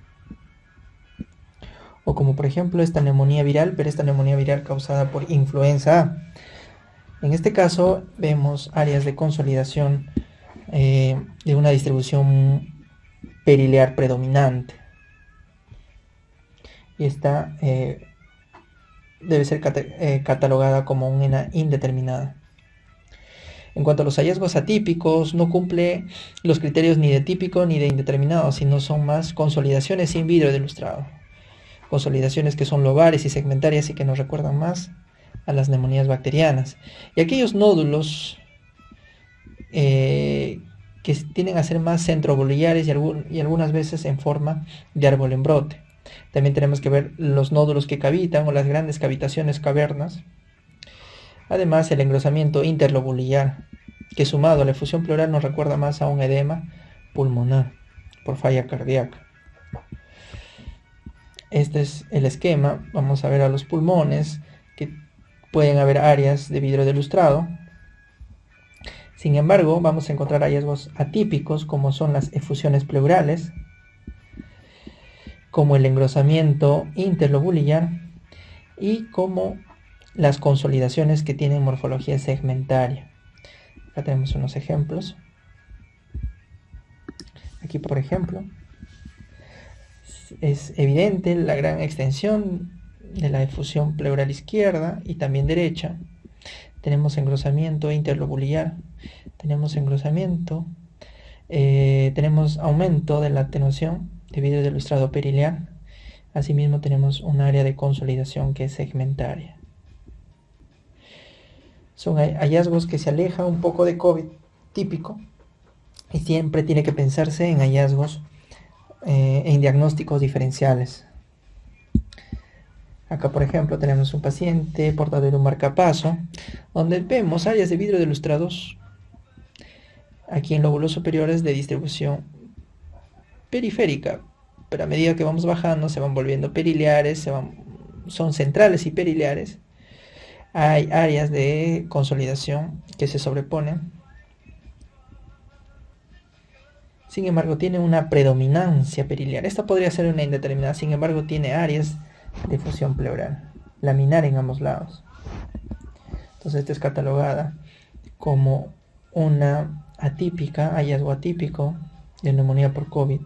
Este paciente tenía un PCR positivo y fue catalogado como un síndrome de distrés respiratorio versus una falla cardíaca por la cardiopatía que ya tenía. Tenemos otro caso de un paciente añoso que a nivel de base tenía áreas de vidrio de lustrado subpleurales bilaterales con algunas zonas de consolidación que se sumaban. Además de ello tenía una efusión pleural derecha. Asimismo tenía nódulos y a nivel de lóbulos superiores estos nódulos cavitaban. Además de ello, si vemos mejor, vamos a ver que hay múltiples nódulos centrolobulares tipo árbol en brote. Entonces la posibilidad de un COVID es más alejada y debemos pensar en una patología diferencial alterna como primera opción, en este caso una tuberculosis crónica reactivada. Sin embargo, este paciente tenía un PCR de COVID positivo, entonces probablemente se trate de una sobreinfección, probablemente una TB que complicó con un COVID. Y lo que sugiere el artículo es, de tratarse de un caso compatible o típico, tenemos que mencionar que son hallazgos tomográficos típicos compatibles con proceso neumónico de probable etiología viral. Podemos quedarnos aquí, o si hay un consenso con los clínicos, podemos poner COVID-19. Otras patologías como neumonía por influenza, neumonías organizadas, enfermedad del tejido conectivo o toxicidad medicamentosa pueden presentar un patrón de imagen similar. De confirmarse el diagnóstico con PCR, considerar un patrón predominante que siempre debemos mencionar, lo que puede ser de vidrio de lustrado o puede ser consolidativo, dependiendo el caso. Y siempre mencionar el grado de severidad, que es un criterio que les interesa mucho también a los clínicos. En caso de ser indeterminado, podemos redactarlo así: hallazgos de imagen indeterminados que pueden ser vistos en neumonía viral atípica, sin embargo, son inespecíficos y pueden ocurrir una variedad de procesos infecciosos, como que se aleja más de la posibilidad de un COVID. Y tenemos que pensar en patologías infecciosas o no infecciosas, como la toxicidad por medicamentos o patologías infecciosas.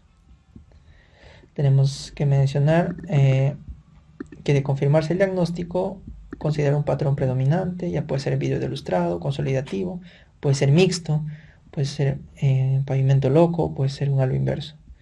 Y siempre mencionar el grado de severidad. Hay varias formas de catalogar esto. A mí me gusta trabajar con estas categorías.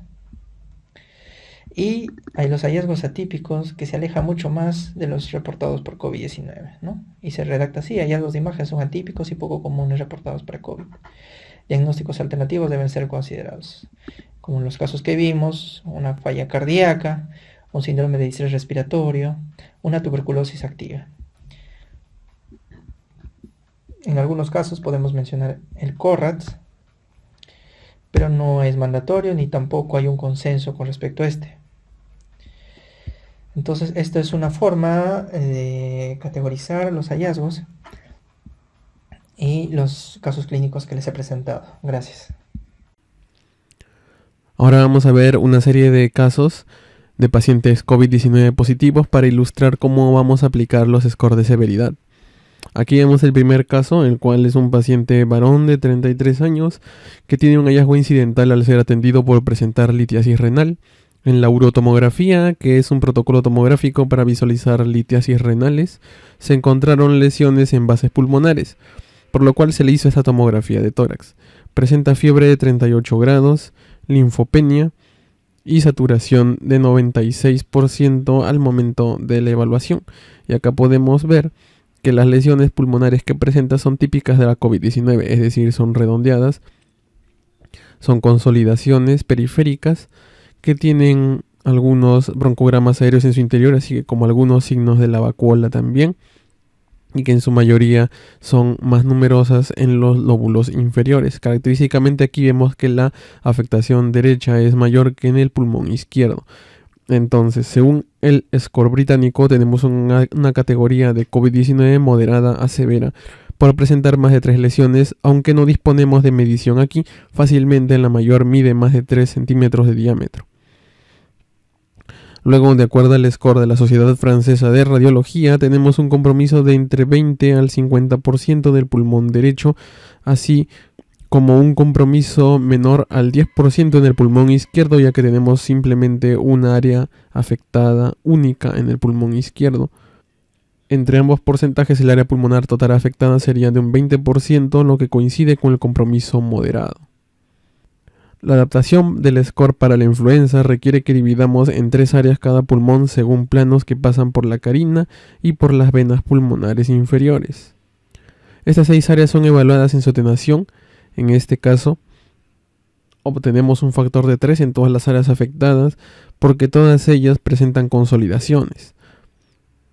En cuanto al porcentaje, tenemos menos del 25% en el área superior derecha, el cual le confiere un puntaje de 1, entre 25 al 50% en el área media derecha, el cual le confiere un puntaje de 2, y menos del 25% en el área inferior derecha, el cual le confiere un puntaje de 1, y en el lado izquierdo tenemos solamente el área media afectada con esta lesión en el ápice del lóbulo inferior, el cual tiene menos del 25% de extensión con respecto a todo el volumen de esa área, por lo cual tiene un puntaje de 1. Al decir áreas no me refiero al plano en sí, sino me refiero a las 3 áreas determinadas en cada pulmón de acuerdo a cada corte seguido del reparo anatómico. Por ejemplo, acá tenemos la carina, que es la bifurcación de los bronquios, aquí, y acá tenemos las venas pulmonares inferiores que nos demarcan el límite entre las últimas áreas y las áreas del medio.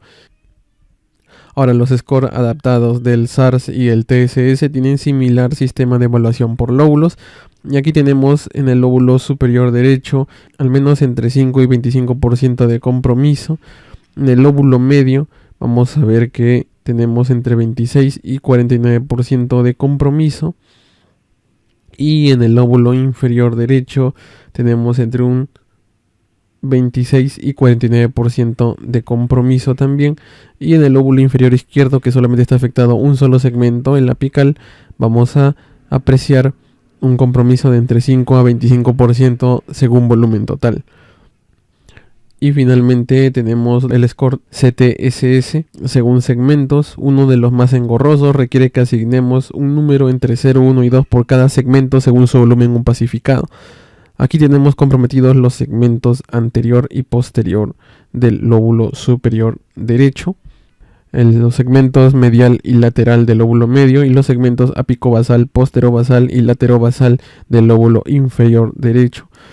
Y el segmento apicobasal del lóbulo inferior izquierdo, que es la única área afectada en ese lado, le da un puntaje de 11 de 40. Como ven aquí, los scores son favorables para el paciente. El de 72 puntos que predice mortalidad le da una categoría de supervivencia. El de 20 puntos, un caso común, no grave ni leve. Y el de 40 puntos, simplemente un caso leve. Luego tenemos el caso de un paciente varón de 61 años con síntomas respiratorios, tos, fiebre, linfopenia y elevación de la proteína C reactiva, que acude con 10 días de síntomas y una saturación del 94%. Acá en la tomografía vemos numerosas radioopacidades o hiperdensidades, mejor dicho, subpleurales, con numerosas bandas también subpleurales y áreas en vidrio esmerilado que algunas veces condicionan, como en el caso de aquí, distorsión de la arquitectura, que es típico de casos más avanzados de COVID-19. Y en este caso, según el score británico, tenemos una categoría de COVID-19 moderada severa por presentar más de 3 lesiones. De acuerdo al score de la Sociedad Francesa de Radiología, tenemos un compromiso de aproximadamente 40% del pulmón derecho, así como un compromiso del 60% del pulmón izquierdo, y entre ambos porcentajes el área pulmonar total afectada sería de un 50%, lo que coincide con el compromiso extendido. La adaptación del score para influenza requiere que dividamos en 3 áreas cada pulmón, tomando como referencia los planos de la carina y de las venas pulmonares inferiores. Estas 6 áreas son evaluadas en su atenuación, y en este caso obtendremos un factor de 3 en todas las áreas afectadas, porque todas ellas presentan consolidaciones subpleurales. En cuanto al porcentaje, tenemos entre 25 y 50% en las 3 áreas del lado derecho, y entre 50 y 75% en 2 áreas del lado izquierdo, siendo la restante entre 25 y 50%, que es el área basal. El área medial y el área superior tienen mayor compromiso que el otro lado, específicamente aquí donde vemos más áreas en vidrio esmerilado a predominio central peribroncovascular, a diferencia del otro lado donde hay más a predominio periférico, ocupando menor volumen. Los scores adaptados del SARS y del TSS arrojan compromiso lobar del 33% en el lóbulo superior derecho, 25% en el lóbulo medio y 60% en el lóbulo inferior derecho, y en el lado izquierdo 40% en el lóbulo superior y 50% en el lóbulo inferior. Y finalmente en el score CTSS por segmentos vemos que solo están con parénquima normal los segmentos anterobasales de ambos lados, como podemos evidenciar aquí. Los segmentos anterobasales de ambos lados y el segmento apical izquierdo que está libre de lesiones. Y en este caso vemos un score de 23 de 40 puntos, que es severo. Hay un score de mortalidad en el de 72 puntos y un score severo crítico en el de 20 puntos. Finalmente tenemos el caso de una paciente mujer de 67 años, obesa, con 7 días de disnea, y es resucitada después de presentar un paro cardíaco con saturación posterior de 70%. Lamentablemente fallece poco después. Según el score británico, tenemos una categoría de COVID-19 severa por presentar lesiones difusas prácticamente en todo el parénquima. De acuerdo al score de la Sociedad Francesa de Radiología, tenemos un compromiso crítico de aproximadamente 80% del volumen total. La adaptación del score para la influenza arroja que las áreas tienen un compromiso como mínimo mayor al 50%, siendo por ejemplo en el pulmón izquierdo todas ellas de más del 75%, que coincidentemente aplican tanto para las grandes consolidaciones como para las áreas en vidrio esmerilado, que son menos en comparación. Naturalmente el factor multiplicador será de 3 por dichas áreas de consolidación. Los scores adaptados del SARS y del TSS también en su mayoría describen áreas con compromiso mayor al 75% de su volumen. Y finalmente el score CTSS, dependiente de los segmentos, nos señala que la mayoría de ellos tiene más del 50% de su volumen afectado, otorgándoles un puntaje de 2 a la mayoría, y no existen segmentos que no estén afectados, es decir, hasta los apicales están con áreas de consolidación parchada periféricas.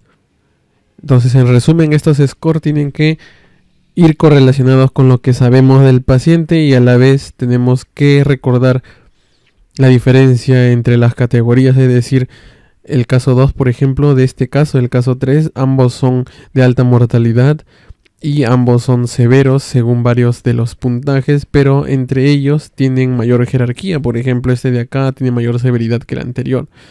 Entonces es importante nosotros distinguir ello, y además la segmentación y la distinción de los lóbulos es sencilla siempre y cuando tengamos en cuenta los reparos anatómicos, y para lo cual les invito a ver el vídeo que ya mencioné antes en este mismo canal.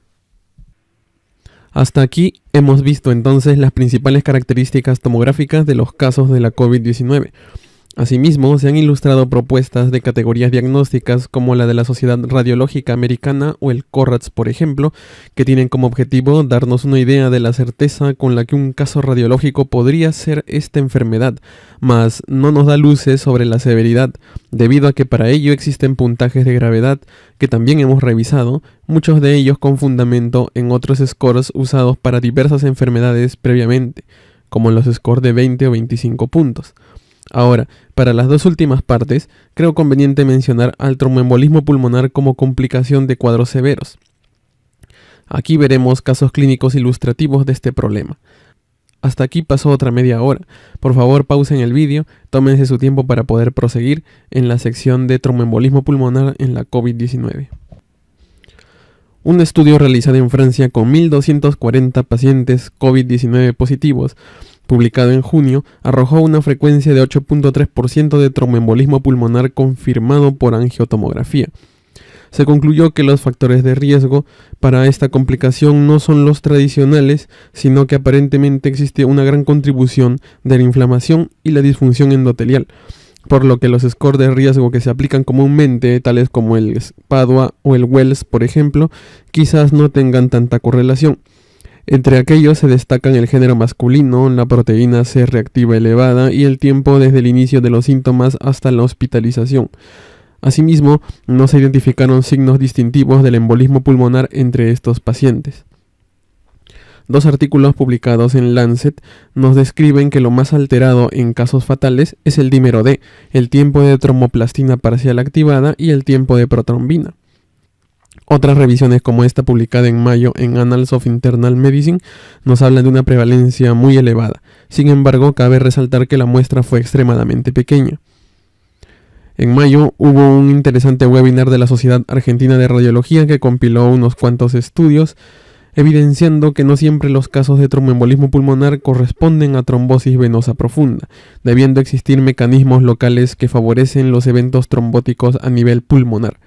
Recordemos que del 15 al 30% de trombosis venosa profunda terminan en tromboembolismo pulmonar. Asimismo, se discute la importancia del laboratorio, observándose que un buen indicador es la elevación desproporcionada del dímero D, indicándose incluso una relación, el cociente dímero D ferritina, mayor o igual a 6, para reforzar la sospecha diagnóstica de tromboembolismo pulmonar. También se observa que un factor podría ser la extensión del compromiso pulmonar. Este webinar pueden verlo con este código QR.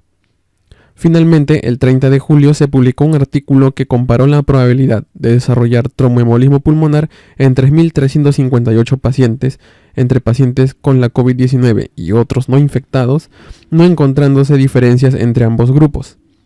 Cabe resaltar que este artículo tiene sus limitaciones, dado que solo consideró los casos de embolismo pulmonar con alta probabilidad y dímero D positivo, excluyéndose varios casos de esta forma.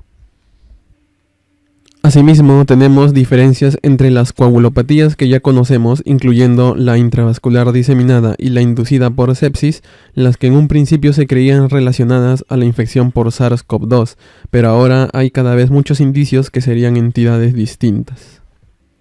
Para valorar la trombosis venosa profunda, sabemos que no hay examen más barato y útil que la ecografía Doppler. Entre los métodos existentes para la evaluación del paciente con sospecha de tromboembolismo pulmonar tenemos a la radiografía de tórax, de muy baja sensibilidad y especificidad. Su utilidad para esto es prácticamente nula y en el mejor de los casos nos puede dar signos indirectos de hipertensión pulmonar, que es consecuencia del tromboembolismo pulmonar. La medicina nuclear, actualmente, ante la disponibilidad de la tomografía, está relegada en el rol del diagnóstico del embolismo pulmonar.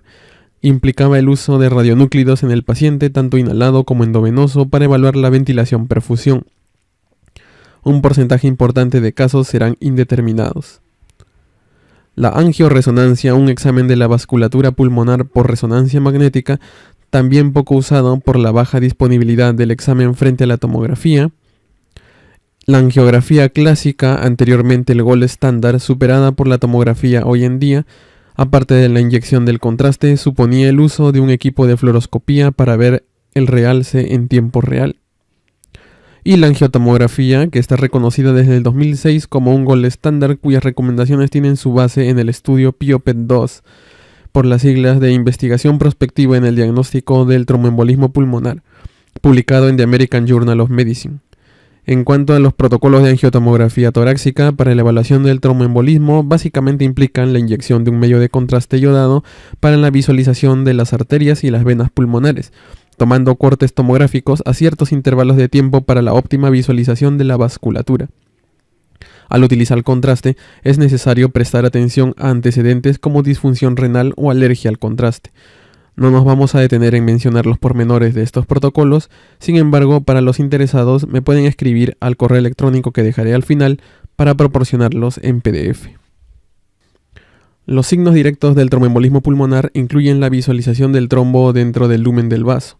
Para visualizar los trombos de forma adecuada se requiere una inyección de contraste según el protocolo correspondiente. Al no ocupar el contraste todo el lumen por el trombo, ocasiona lo que conocemos como defectos de relleno, que no son más que porciones del volumen intraluminal ocupadas por el coágulo.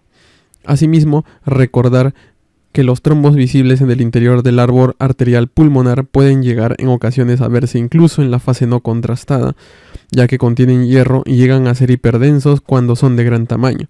Pero en la vida real, al pedir una angiotomografía por sospecha de embolismo pulmonar, usualmente se le hace de frente con contraste, sin realizar la fase no contrastada para no exponer al paciente con doble radiación. Esto es importante en casos con la COVID-19, ya que usualmente tienen imágenes previas. Aquí a la izquierda podemos ver cómo estos defectos de relleno que representan a los trombos enclavados en las ramas principales derecha e izquierda de la arteria pulmonar impiden el pase del contraste y por eso se ven menos densos que el resto del lumen del vaso. Asimismo podemos ver un signo indirecto de hipertensión pulmonar, que es el ensanchamiento, la dilatación del tronco principal de la arteria pulmonar con relación a la arteria aorta ascendente, muy diferente que un paciente normal como vemos aquí. Recordemos que la hipertensión pulmonar es un signo a su vez indirecto de tromboembolismo pulmonar.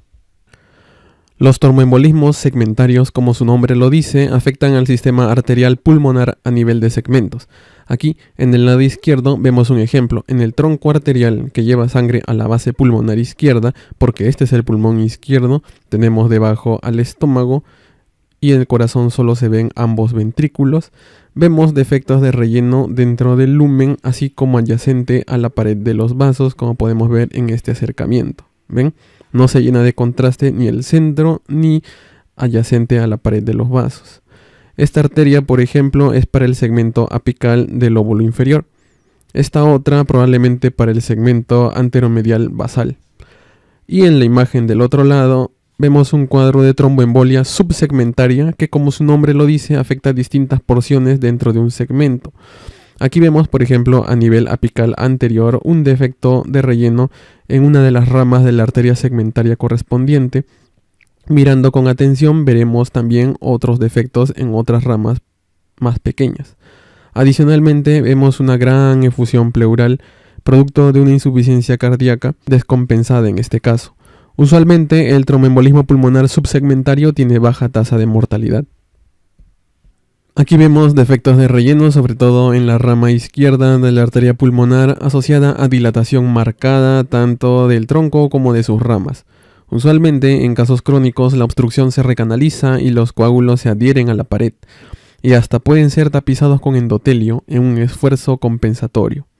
En el centro, si seguimos el trayecto de esta rama arterial pulmonar, vemos los defectos de relleno delgados adyacentes a la pared vascular, de márgenes irregulares, distintos a la obstrucción central visible clásica en el tromboembolismo pulmonar agudo. Cuando hay embolismo pulmonar crónico en vasos periféricos se van afinando, cambian su diámetro y normalmente los reducen. Finalmente, aquí vemos dentro del lumen arterial hacia la base pulmonar derecha, de ese lado porque vemos el hígado debajo del diafragma, observamos una sinequia, una membrana fina intraluminal que también es manifestación del embolismo pulmonar crónico. Muchas veces pasa desapercibido o presenta signos indirectos leves. La incidencia del embolismo pulmonar crónico en personas con embolismo agudo sintomático es baja, aproximadamente entre 3.8 a 5.4%. Los signos indirectos contemplan en cambio la observación de cambios en el parénquima como los infartos pulmonares, así como la dilatación vascular y otros. En la tomografía torácica contrastada muchas veces podemos ver signos de hipertensión pulmonar tales como la dilatación del tronco principal de la arteria pulmonar, de las ramas principales, así como la rectificación y desviación del septo interventricular hacia la izquierda, señal de que en el ventrículo derecho ha aumentado la presión. Estos dos también son signos indirectos. Aquí, en este caso en particular, las zonas hipodensas tienen vasos más delgados y menos numerosos que las zonas de densidad normal, productos de la compensación por tener ramas obstruidas. Esto se denomina patrón de perfusión en mosaico. Se ven en casos de embolismo pulmonar crónico y así no habría temor de confundirlos con las zonas en vidrio esmerilado de la COVID-19, porque en estos casos predominarían sin duda los casos agudos. Otro signo indirecto son los infartos pulmonares. Ocurren un 10 a 15% de embolismos pulmonares en la era pre-COVID. Usualmente los pulmones reciben sangre de las arterias pulmonares para su oxigenación y de las arterias bronquiales, que es la verdadera irrigación que mantiene los tejidos vivos. Esta última red tiene anastomosis que hacen difícil el infarto pulmonar, y más aún cuando las arterias bronquiales tienen capacidad de incrementar su flujo hasta 300%. Cuando se instala el embolismo pulmonar, puede progresar a infarto cuando se cumplen algunas condiciones, tales como el flujo reducido en las arterias bronquiales preexistentes, ya sea por hipotensión, vasodilatadores, en pacientes fumadores, etc., o por incremento de la presión venosa pulmonar en casos de edema intersticial o cardiopatías. En estos casos hay compromiso del flujo sanguíneo pulmonar. Habrá necrosis del parénquima con hemorragia adyacente. Mientras más distal sea la rama arterial ocluida, más riesgo habrá por existir menos anastomosis, sobre todo en arterias pulmonares menores a 3 milímetros de calibre. En la tomografía vemos clásicamente áreas de consolidación periféricas en forma de cuña o triángulo con base pleural. Pueden estar rodeadas de vidrio esmerilado, lo que indica hemorragia por permeabilidad, sobre todo en las ramas de las arterias bronquiales terminales. Este signo del halo también se ha observado en COVID, por lo que una etiología del mismo podría ser pequeños infartos periféricos, como mencionamos antes. A veces, como en el lado derecho, vemos densidades aéreas internas que representan parénquima ventilado no infartado, intercalando con el tejido infartado en el mismo lóbulo. Aquí vemos otro ejemplo más pequeñito de un área de infarto pulmonar en forma de cuña cerca al receso costodiafragmático. Acá tenemos un signo directo, el no realce de esta rama de la arteria pulmonar derecha. Asimismo, hay una vena pulmonar que tampoco rellena en el lado derecho, debido a que no recibe retorno sanguíneo. En este caso, existe una oclusión completa aguda porque se conserva el diámetro del vaso afectado, en este caso, probablemente de la arteria troncobasal derecha. En el centro vemos otro ejemplo donde la arteria no realza por la oclusión total, por el trombo, y la vena pulmonar no recibe tampoco retorno del contraste. Este signo se llama signo de la vena pulmonar vacía. Y en la derecha vemos que esta rama de la arteria pulmonar se encuentra fina y con un aparente material marginal que contribuye a la apariencia como si su pared estuviera engrosada. Una vez más, la vena pulmonar inferior derecha no recibe retorno, así que este también es un signo indirecto de tromboembolismo pulmonar tanto agudo como crónico. En la radiografía se puede observar el signo de Fleischner, que es la dilatación de la arteria pulmonar o sus ramas, así como una interrupción brusca en forma de dedo, también conocida como signo de Knuckle. Estos dos son signos de hipertensión pulmonar, así como el aplanamiento del margen cardíaco izquierdo y la cardiomegalia con levantamiento del ápex. En la angiotomografía es mucho más evidente estos signos al comparar los calibres de los grandes vasos, más de 29 milímetros en el tronco principal y más de 21 milímetros en las ramas derecha o izquierda tienen un valor predictivo positivo del 93% y una especificidad del 88% para hipertensión pulmonar. Recordemos que la aorta ascendente debe ser mayor en diámetro que el tronco de la arteria pulmonar. Tenemos a la izquierda otro signo de hipertensión pulmonar, la pérdida de la armonía entre los calibres de los bronquios y las ramas arteriales, normalmente en relación 1 a 1 con la dilatación de estas últimas. Recuerden que este signo también se ha visto en la COVID-19 en las zonas con vidrio esmerilado, postulándose también su origen como inflamatorio. Pero, ¿realmente será inflamatorio? Con las nuevas series de casos y el aumentar de autopsias lo averiguaremos. En cuanto al signo, el ver esta dilatación en 3 lóbulos o más se puede afirmar como alto valor predictivo positivo para hipertensión pulmonar. A la derecha vemos que el contraste llegó a la circulación pulmonar, pero también fíjense que la mayor parte de la sangre con contraste ha refluido a través de las venas cava superior e inferior. Esto ocurre cuando hay una insuficiencia de las cámaras cardíacas derechas. Puede refluir a la vena ácigos inclusive. Esto significa hipertensión pulmonar, lo cual a su vez es signo indirecto también de tromboembolismo pulmonar. Asimismo, tenemos la dilatación de las arterias bronquiales, haciéndose tortuosas como signo indirecto de hipertensión arterial pulmonar. Y en resumen, mientras que la hipertensión arterial pulmonar es un signo indicativo indirecto de tromboembolismo pulmonar, usualmente se presenta en casos crónicos. Los casos agudos de embolismo pulmonar, sin embargo, pueden presentar algunos de ellos. Aquí tenemos un ejemplo de tromboembolismo pulmonar en casos de un paciente con COVID-19. Si prestan atención, este paciente tiene en ventana pulmonar no tanto compromiso parenquimal como uno esperaría encontrar. En realidad no tiene muchas áreas de vidrio esmerilado y tampoco tiene áreas de consolidación. Las que existen son pequeñas y la mayoría son periféricas, existiendo muy pocas áreas centrales. Pero hay algo que nos llama la atención a la administración de contraste. Miren este corte, la arteria pulmonar está de igual o mayor tamaño que la aorta ascendente y si se fijan acá hay defectos de relleno. Miren, ven estas imágenes redondas intraluminales dentro de la rama arterial pulmonar, tanto derecha como izquierda, hay defectos de relleno a la administración de contraste. Esto más la dilatación del tronco de la arteria pulmonar principal nos da una confianza de decir que este paciente tiene tromboembolismo pulmonar agudo, ya que es intraluminal y la obstrucción es casi total.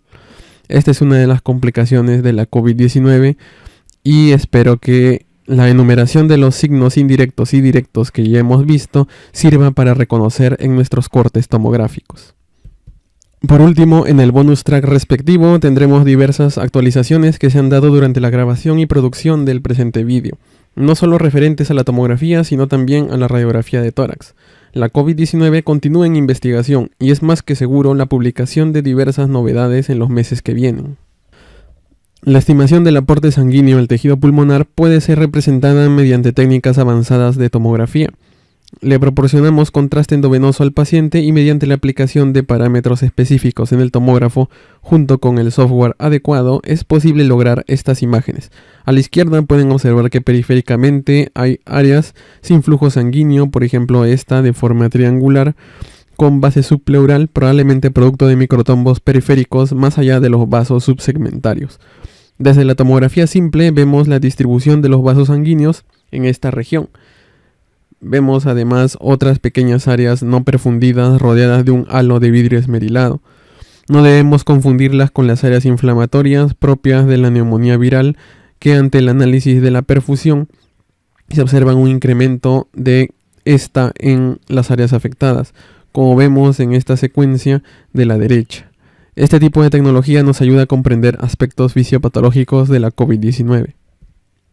Inicialmente mirada con escepticismo por algunas sociedades de radiología como la Sociedad Italiana, la inteligencia artificial ha encontrado su nicho de actuación frente a la infección por SARS-CoV-2. Para muestra tenemos los siguientes ejemplos. Se creyó posible la diferenciación mediante software de los patrones de neumonía virales de la COVID-19 y la influenza, demostrándose que es más complejo de lo que parece aún con el apoyo humano. Por otro lado, en pacientes ya diagnosticados se ha utilizado no solo para elaborar mapas de severidad más precisos, sino para extrapolar patrones ventilatorios y así hallar áreas afectadas que comúnmente no son visibles en la tomografía convencional, como la iniciativa FANFLOW, que originalmente se utilizó en pacientes con enfermedad pulmonar obstructiva crónica. Aunque ya se habían descrito casos de fibrosis pulmonar posteriores a la infección del SARS-CoV-2, no fue sino hasta el 12 de agosto que se emitió una alerta epidemiológica de parte de la Organización Panamericana de la Salud, en donde mencionan que entre la 6ª y la 8ª semana de la enfermedad pueden observarse cambios fibróticos en el parénquima. Se cree que en el contexto de una enfermedad severa que puede o no estar asociada a sobreinfección bacteriana y daño microvascular, pueden agregarse factores predisponentes que aún están en estudio, tales como la edad avanzada, ser fumador, la polución ambiental, entre otros que contribuyen al desarrollo de la fibrosis pulmonar. Aquí se puede ver el desarrollo de un patrón conocido como panalización, es decir, la formación de numerosas áreas quísticas en un contexto de marcado engrosamiento intersticial, y entre las dos imágenes cabe resaltar que hay una diferencia de solo 3 semanas. Entre marzo y abril, el Dr. Gattinoni sugirió la existencia de 2 fenotipos en la COVID-19. De acuerdo a este modelo, los pacientes se presentan inicialmente con el fenotipo L, que incluye tejido pulmonar con cantidades de aire casi normales, caracterizado como opacidades en vidrio esmerilado subpleurales múltiples. Con el tiempo, supuestamente progresaba al fenotipo H, el cual tiene poco contenido de aire en el tejido pulmonar, edema y con un patrón tomográfico con tendencia a presentar grandes áreas de consolidación.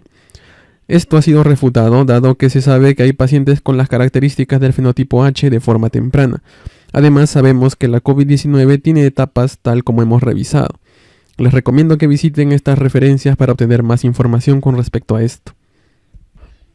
Otro signo que ha sido visto en la tomografía es el signo del blanco o target, el cual, según fue publicado el 13 de agosto, consiste en una opacidad en forma de anillo muy similar al signo del atolón, pero con un vaso central acompañado de una hiperdensidad peribroncovascular que semeja una nodulación en el centro de ese anillo. Se cree que tiene origen vascular por la llamada endotelialitis y que su fisiopatología sería diferente que la del signo del atolón o del halo perilobular. Asimismo, se ha descrito una variante con múltiples anillos concéntricos. Recientemente fue publicado un estudio donde se observó que la radiografía de tórax podría ser utilizada como parte de un modelo para predecir enfermedad crítica. Se divide a la radiografía en 4 cuadrantes, los cuales se evalúan independientemente según su grado de opacificación. Asimismo, el puntaje total, que será del 0 al 8, varía entre los grupos con y sin estos desenlaces. Pero al ser parte de una calculadora, no publicaron específicamente un punto de corte.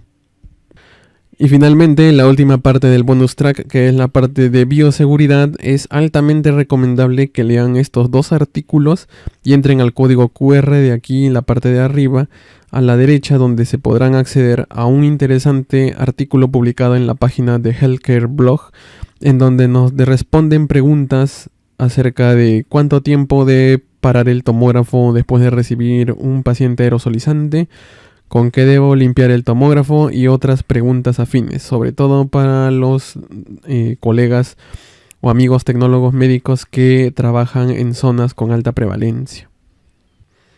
Ya terminando esta extensa exposición, quiero hacerles recordar que el objetivo es ser extenso, es ser minucioso, no es ser tan resumido, así que de hecho, si van a ver el vídeo de corrido, estas casi 2 horas hablando, probablemente les va a parecer antipedagógico. Es por eso que yo acostumbro a hacer este tipo de vídeos en secciones para que haya un fácil acceso y no se pierda la atención, para que lo puedan ver por partes. Agradecimiento a todos los colegas que hicieron esto posible.